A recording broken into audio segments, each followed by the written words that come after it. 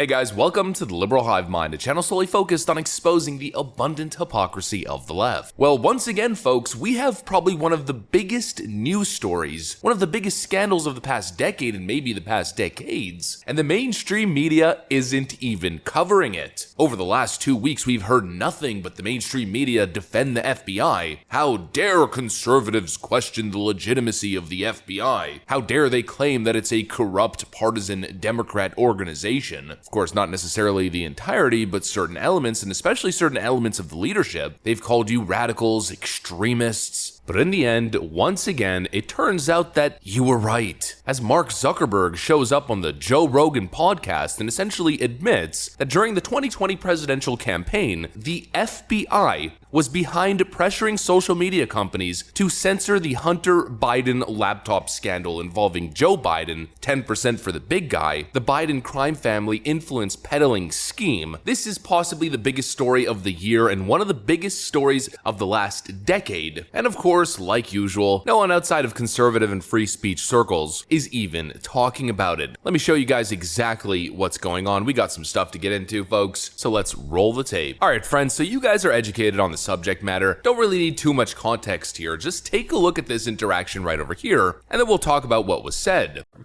How do you guys handle things when they're a big news item that's controversial?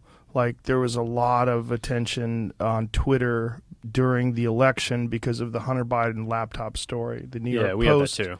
Yeah, so you guys censored that as well? So we took a different path than Twitter. Basically the background here is the FBI, I think, basically came to us, some folks on our team, and was like, hey, just so you know, like you should be on high alert. We thought that there was a lot of Russian propaganda in the 2016 election. We have it on notice that basically there's about to be some kind of dump of that's similar to that. So just be vigilant. So our protocol is different from Twitter's. What Twitter did is they said you can't share this at all. We didn't do that. What we do is we have if something is reported to us as potentially misinformation, important misinformation, we also have this third-party fact-checking program because we don't want to be deciding what's true and false.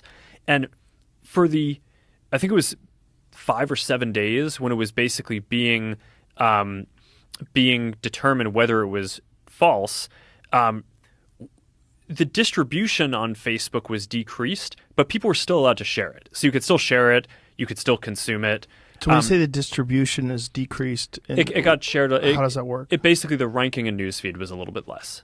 So fewer people saw it than would have otherwise. So it definitely... By what percentage? I don't know off the top of my head, but it's meaningful. But basically, a lot of people were still able to share it. We got a lot of complaints that was the case. Obviously this is a hyper political issue, so depending on what side of the political spectrum, you either think we didn't censor it enough or censored it way too much. But we weren't sort of as black and white about it as Twitter. We just kind of thought, hey, look, if the FBI, which I still view as a legitimate institution in this country, it's like very professional law enforcement, they come to us and tell us that we need to be on guard about something, then I want to take that seriously. Did they specifically say you need to be on guard about that story?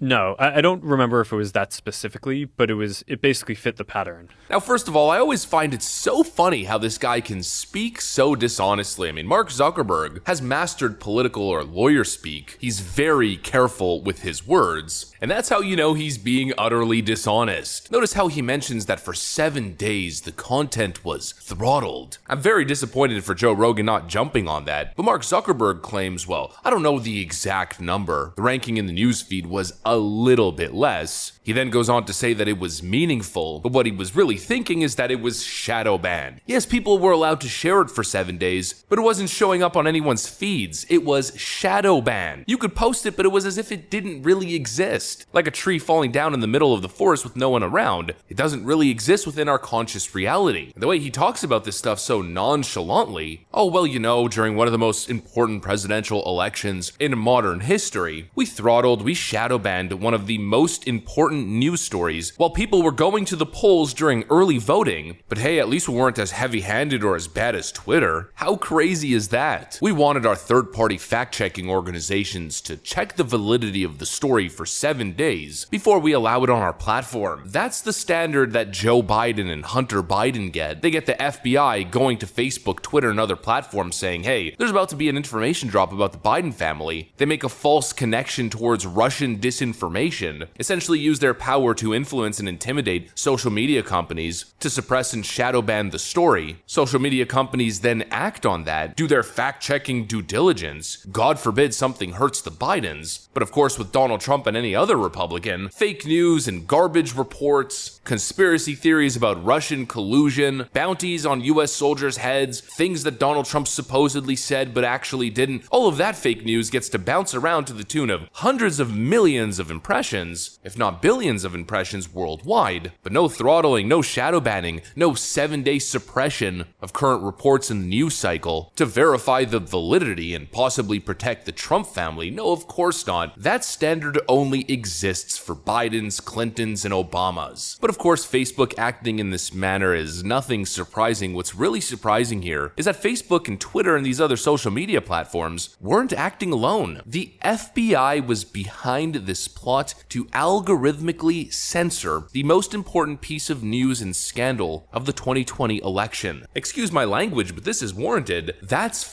up. That's not what the FBI should be doing. And now add that on top of the fact that it's essentially been confirmed at this point that the DOJ, the FBI, were working with the Biden administration to pursue Donald Trump over this records nonsense, continuing the legal persecution and harassment of Donald Trump. The FBI once again doing the bidding of the deep state, the Democrat Party, and the Biden administration. And when you analyze the timeline, it all makes sense. The FBI was aware of the Biden laptop before the story dropped. The computer repairman who initially got the laptop from Hunter Biden initially went to the FBI with the laptop and the information that he had in his hands because he thought it was relevant to the 2020 election. The FBI was keenly aware of this laptop. Rudy Giuliani then got his hands on a hard drive. There were whispers of something big dropping. The FBI was keenly aware, and so they thought that they were going to get ahead of it by going to social media companies citing supposed Russian interference and Russian propaganda in the 2016 election and saying, hey, listen, something big's about to drop. We can't tell you exactly what it is, except it has something to do with a laptop and someone's son who's currently running for president. And we just want you to know that it could very well be dangerous Russian misinformation. The same narrative that Joe Biden was pushing and the Democrats were pushing, that the laptop was a Russian smear. The FBI peddled and pushed that lie to social media companies. Mark Zuckerberg and Jack Dorsey taking the bait, suppressing, shadow banning, and outright banning the free flow of information ahead and during an election. That's the most important part here, folks. We covered all of this stuff during the 2020 election. There was extended absentee early voting in so many different states while this story was dropping. People were already casting their ballots, or people were casting their ballots during that time, and after voting for Joe Biden, then were made aware of the supposed corruption in the Hunter Biden story, and in many cases, people were voting completely unaware, totally oblivious of the scandal surrounding the Biden crime family. We covered on how Google Trends, shortly after the Hunter Biden story dropped, searches for "can I change my vote" started to spike significantly. We've covered all of the data and all of the polls suggesting that a good chunk of the electorate would not have voted for Joe Biden had they been made aware of the laptop scandal and other various scandals involving the Bidens. And so you really start to get a clear picture on the corruption, the collusion, the misinformation, the propaganda, just how deeply ingrained it is and how connected it is. From the 7th floor of the FBI to the CIA, the DOJ, the DNC, and in many cases the RNC as well, but of course less so, and how they all work in such synchrony and such harmony with the one stated mission to stop Donald Trump at all cost, even if that means the desecration of American democracy, as they continue to tell you